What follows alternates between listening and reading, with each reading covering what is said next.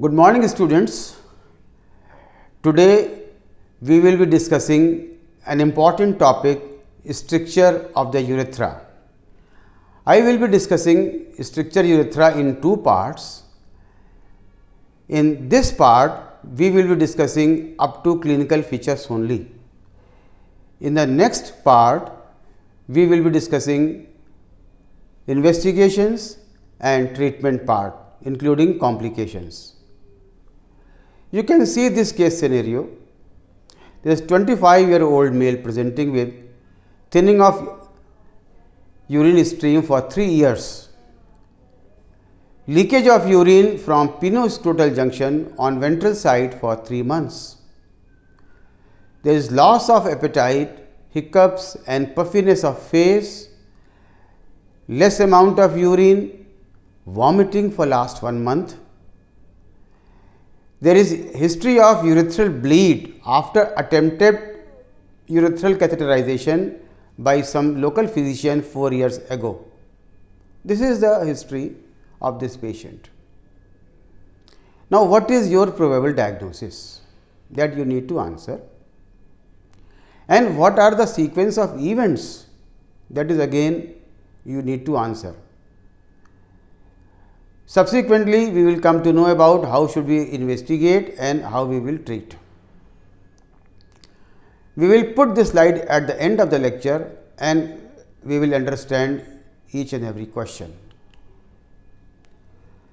Learning objective of my lecture is that we should be able to understand etiopathology of the stricture of the urethra. We should be able to suspect diagnosis based on history. We should be able to confirm diagnosis by doing investigations. We should be able to prescribe correct treatment and be aware of complications. Whatever I am talking here, these are the learning resource material from where we have taken all the points like Bailey and Love, Short Practice of Surgery, 28th edition, Campbell Walsh Urology, 12th edition, and you will see that few of the diagrams I have borrowed from Campbell Walsh also. Then we have got online platform clinicalkey.com and uptodate.com. So, all these together we have taken into consideration while delivering this lecture. We will be discussing our today's lecture under the headings of definition, anatomy of stricture, etiology, pathophysiological effect on urinary system, clinical manifestations, investigations, treatment and complication. As I told that in part 1 we will be restricting ourselves up to clinical presentations. If you see this diagram carefully, you will find that from bladder, you just follow the urethra from bladder and you will see that urethra is passing through prostate. This part of urethra is known as prostatic urethra. Then there is a membranous urethra after prostatic urethra that is contained between urogenital diaphragm. Below that is the bulbous part, that is within the bulb of the urethra, and then in the pendulous part you have got the penile urethra. That means we have got 4 parts of the urethra: prostatic urethra, membranous urethra, bulbar urethra and penile urethra. Bulbar urethra and penile urethra together are known as anterior urethra, and prostatic urethra with membranous urethra are known as posterior urethra. If you see the diagram below in black and white, you will find that the vast difference from epididymis goes behind in the retroperitoneum and opens into the urethra near verumontanum. That means what? Whenever we have got some sort of urinary infection, because of the regurgitation or the bacteria, they can travel through and the bacteria can reach up to the epididymis and may lead to epididymoarchitis also. Whatever we have told, you can see this in diagram, that is the anterior urethra, bulbar as well as the penile, and posterior urethra, membranous and prostatic urethra. Now, what is the definition? If we go by the consensus of World Health Organization, the term stricture urethra is confined to anterior urethra only. The posterior stricture is not accepted. Whatever defect in the posterior urethra is, it is due to transaction, and later on they heal through fibrosis, and therefore they are known as distraction defect, and they are not known as stricture of the urethra. So, if you go by definition, it refers to the anterior urethral disease resulting in narrowing of urethra due to scarring process involved in spongy erectile tissue of corpus spongiosum.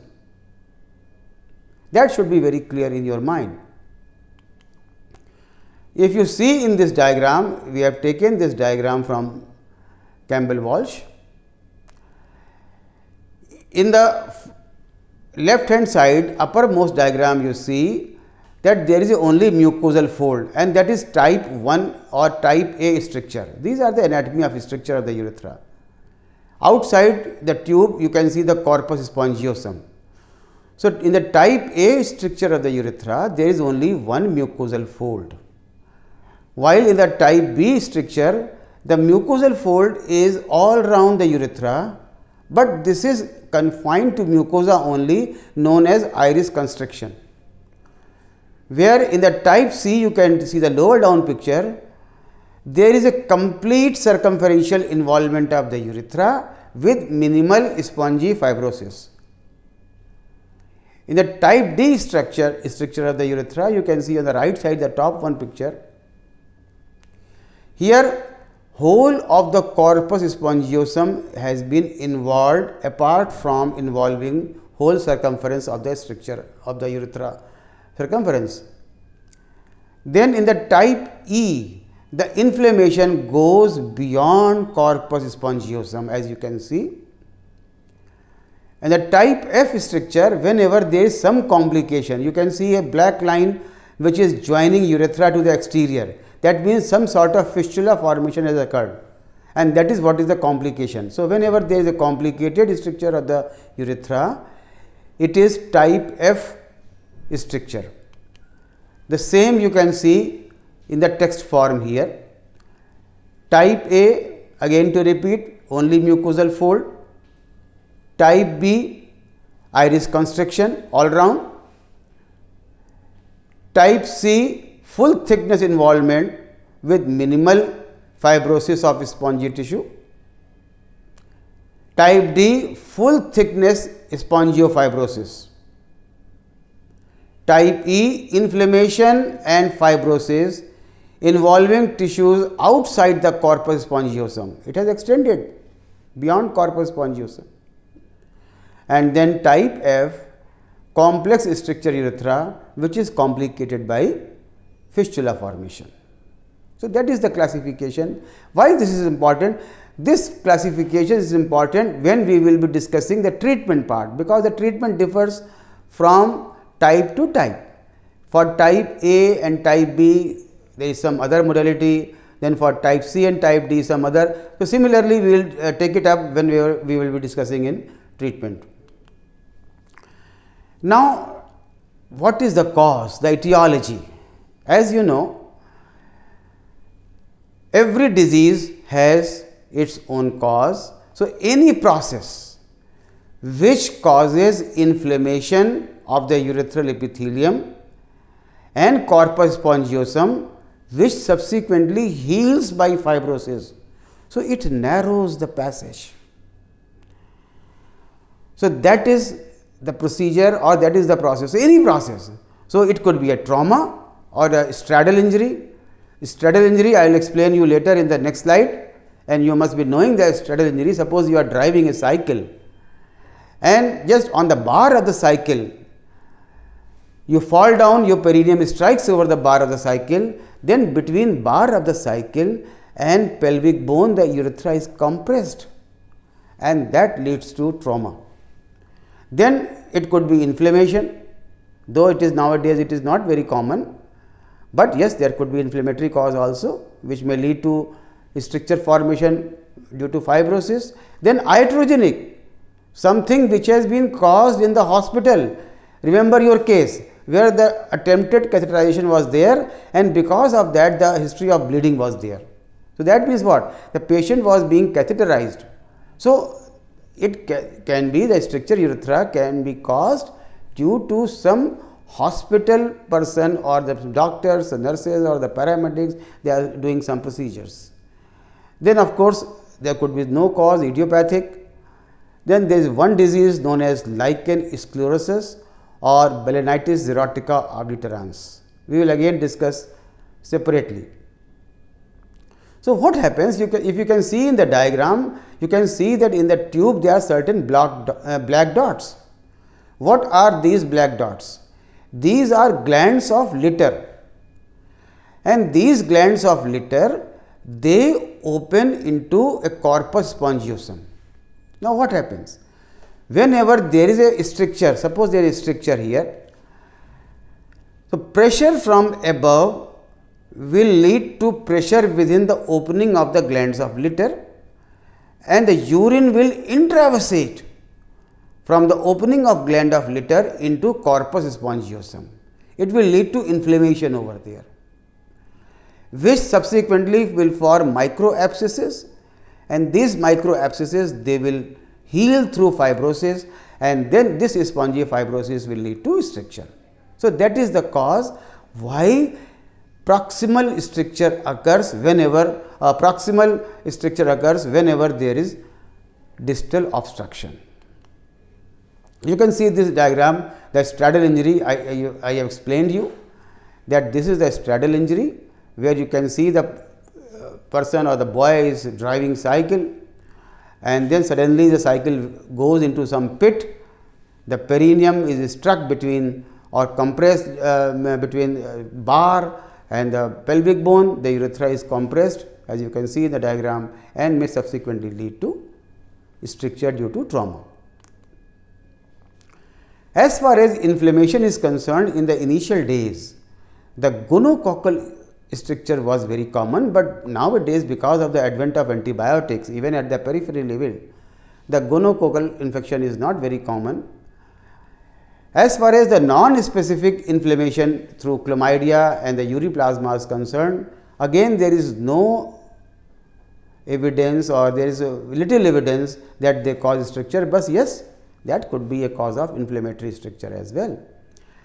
As far as the iatrogenic cause, I have told you that whenever you are performing any procedure in the hospital or during the clinic, like catheterization, which can lead to, even the catheter can react to the urethral epithelium, can lead to contact urethritis, or by passing in a catheter you have caused trauma to the urethra, or any instrumentation. Suppose the dilation has been done, or cystoscopy has been done, urethroscopy has been done, the patient has been operated for the prostate, like the TUR, transurethral resection of the prostate, or the transurethral resection of the bladder tumor. Then whenever you are passing the instrument within the urethra, that may lead to trauma, and that is known as iatrogenic stricture of the urethra.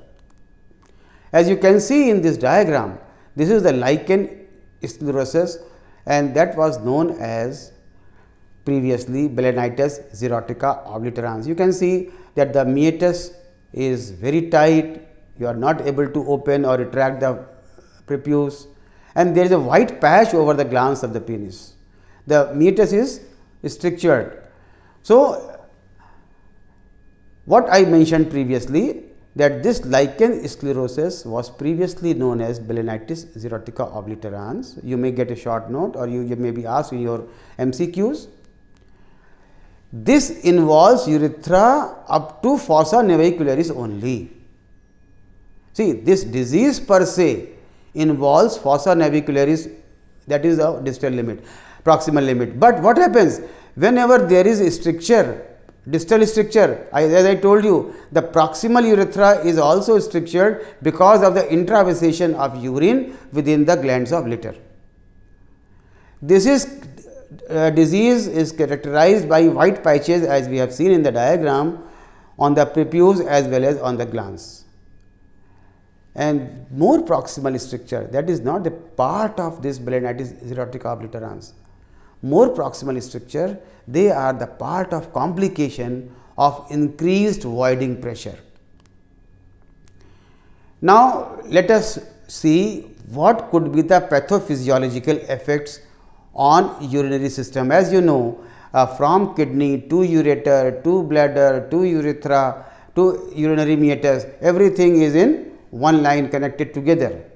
So, whenever there is stricture of the urethra, then there will be pressure within the urethra, and then a wall of urethra can be ballooned, as you can see that in the diagram, the black one on the left upper side, and this ballooning may lead to urethral diverticulum, as you can see the lower diagram, that urethral diverticulum.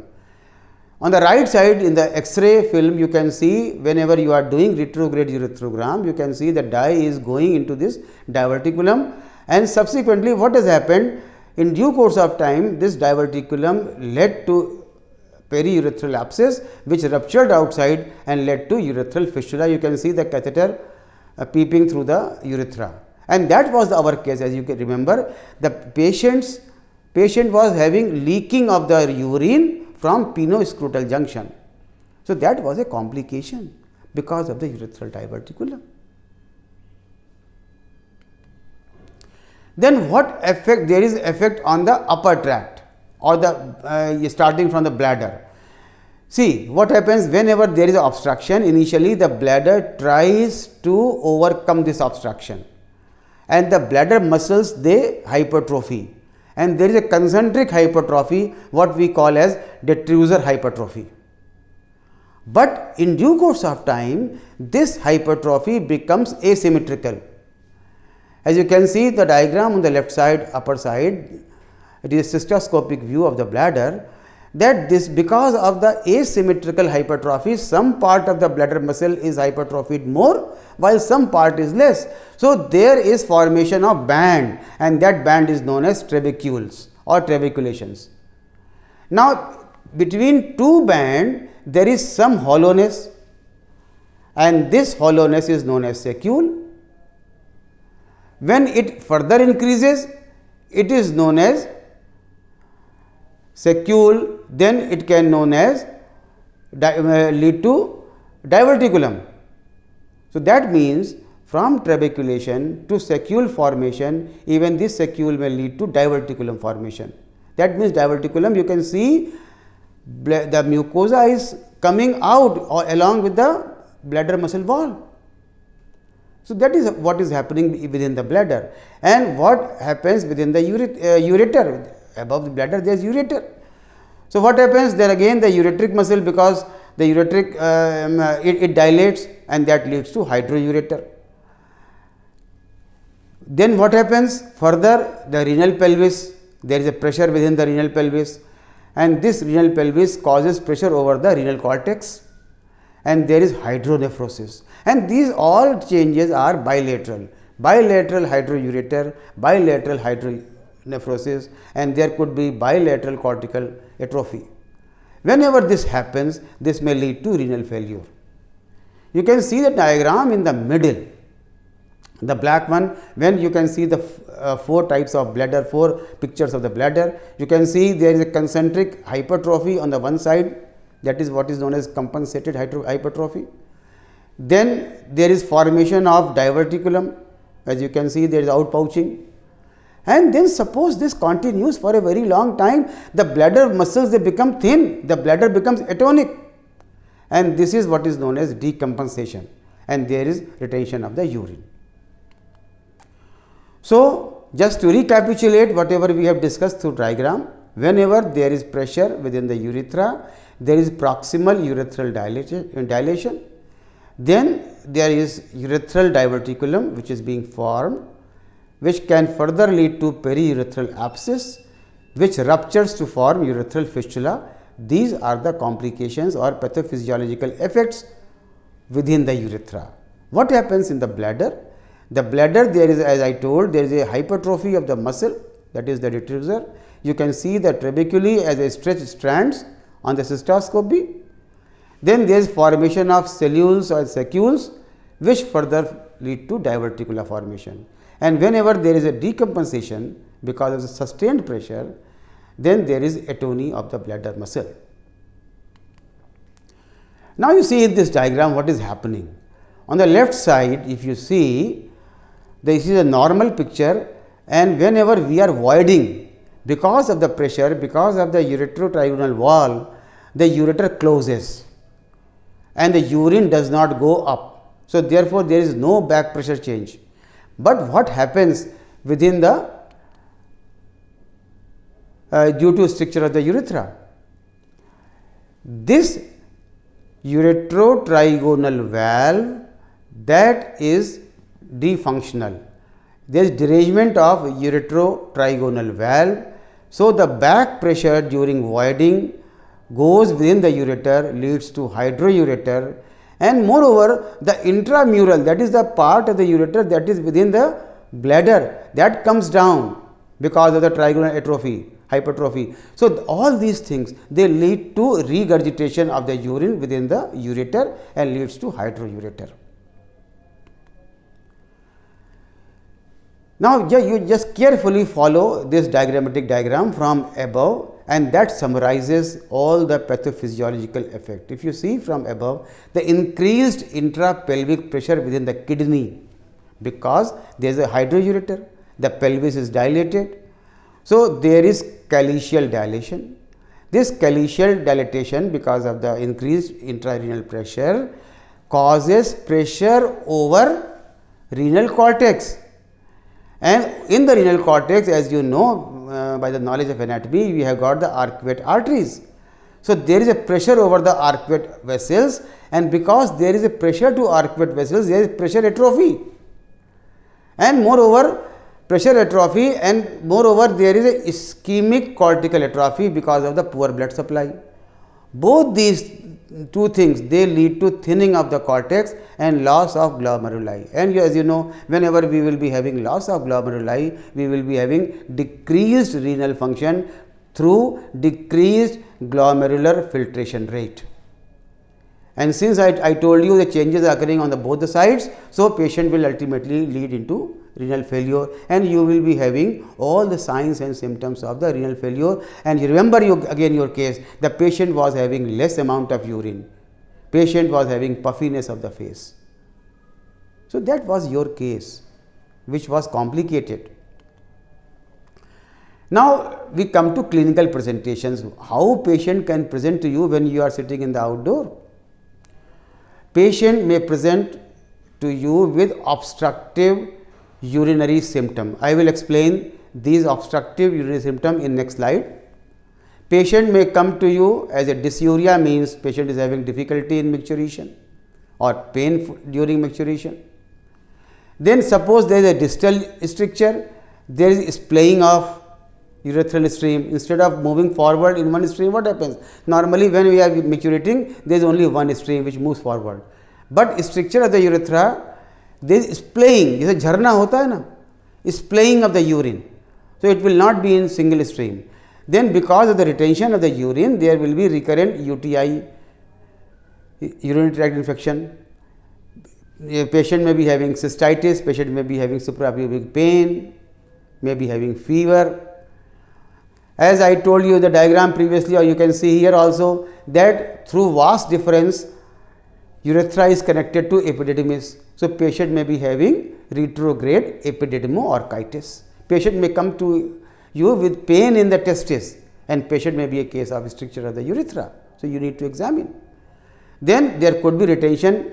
I told you that when the bladder becomes atonic, patient may be having retention of the urine. Patient may be having features of the renal failure. Through the knowledge of medicine, you know what could be the features of the renal failure, like anorexia, the puffiness of the face, pedal edema, oliguria, or even the anuria. And when you examine urethra or when you examine penis, then when you are examining corpus spongiosum, because of the fibrosis, you can see the thickness, you can feel the firmness, or even the tenderness can be felt. So whenever these types of persons they come, you should examine urethra with warm hand, and you should palpate the urethra right from the corpus spongiosum up to the tip of the urethra. Now I told you about the obstructive symptom. These obstructive symptoms, they are common to stricture as well as common to benign hyperplasia of the prostate. First is hesitancy. Hesitancy means what? Hesitancy means whenever patient feels to micturate, patient takes time to start the act of micturition.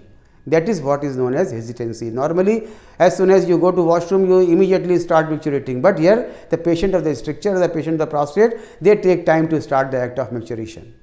Then intermittency, the patient, they are not able to sustain the voiding pressure. The stream goes in, again the stream stops, then again patient pushes the stream, again goes in. So there is intermittent flow of the urine, that is what is known as intermittency. Then thinning of the stream. Obviously, when the passage is narrow, the stream will be thin.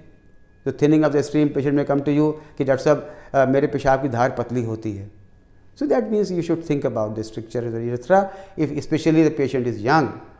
And there is sense of incomplete evacuation. Why this happens? See, because of the voiding pressure, लगातार when the patient is voiding, then the bladder muscles may get tired, and some amount of urine may still stay within the bladder, and that gives sense of incomplete evacuation. यार सब पेशाब तो जाते हैं मगर हमें लगता नहीं कि पूरा खाली हुआ है, फिर से जाना पड़ता है. And then the post void dribbling. Patient goes to washroom, does the micturition, comes back, and then again the undergarments they get wet.